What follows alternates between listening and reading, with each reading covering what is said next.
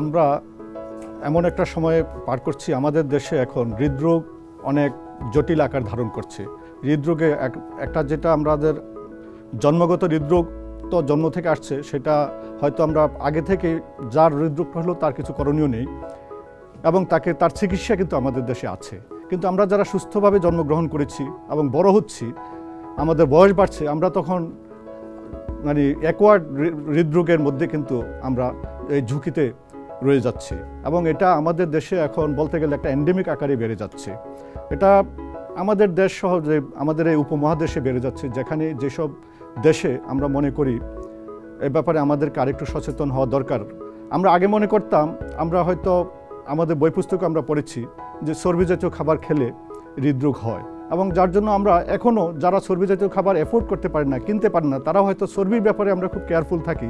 কিন্তু আমাদের মনের অজান্তে আমরা দৈনন্দিন যে খাবারগুলো খাচ্ছি, যেটা উপরে আমরা বেঁচে আছি, সকালে ঘুম থেকে উঠে সকালে নাস্তা করা, দুপুরে খাওয়া, রাত্রে খাওয়া, সেটা কিন্তু আমাদের অনেক ম্যাক্সিমাম অংশ কিন্তু কার্বোহাইড্রেট, শর্করা জাতীয় খাবার। আমরা ভাত খাচ্ছি, রুটি খাচ্ছি, অথবা পরোটা খাচ্ছি, অথবা এই যে বিস্কিট, চানাচুর, গুড়, চিনি, এগুলো যাই খাচ্ছি সবই কিন্তু শর্করা জাতীয় খাবার।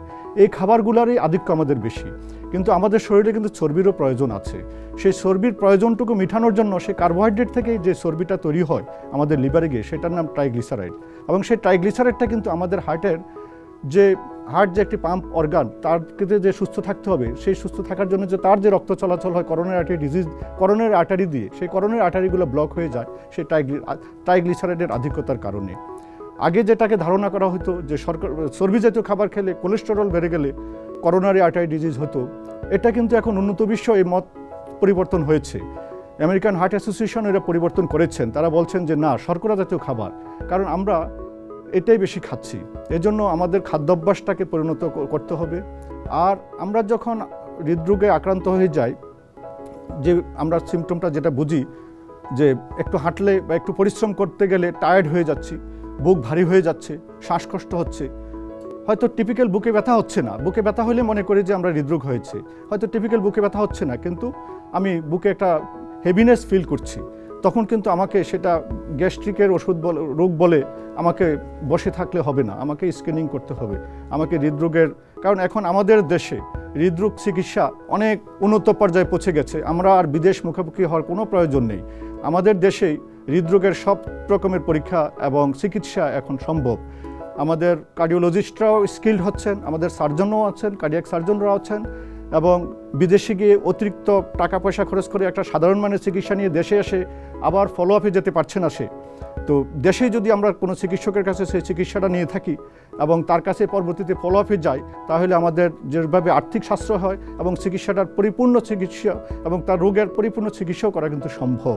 তাই আপনাদের সবার প্রতি আমার আবেদন থাকবে, আমরা খাদ্যাভ্যাসে আমাদের শর্করার পরিমাণ কমিয়ে দিই, আমাদের খাদ্যাভ্যাসে আমরা শাকসবজি এবং পানি খাওয়ার পরিমাণ এবং নিয়মিত হাঁটা এটা বাড়িয়ে দেই। কারণ হাঁটতে হবে এজন্য, আমাদের শরীরের প্রত্যেকটা সেল যে খাবারটা খায় সেটার নাম অক্সিজেন, সে অক্সিজেন থাকে বাতাসে শুধু, সেই বাতাস আমাকে বেশি বেশি করে নিতে হবে। বেশি বেশি করে বাতাস নিতে হলে আমাকে বেশি বেশি করে কায়িক পরিশ্রম করতে হবে, হাঁটতে হবে। আমি যখন হাঁটি বা দৌড়াই তখন আমার শ্বাস প্রশ্বাস বেড়ে যায়, বেশি অক্সিজেন আমার লাংসে ঢুকে, তার মানে বেশি বাতাস লাংসে ঢুকে, তার মানে সাথে বেশি অক্সিজেন ঢুকছে, তার মানে আমাকে বেশি বাতাস নিতে হচ্ছে।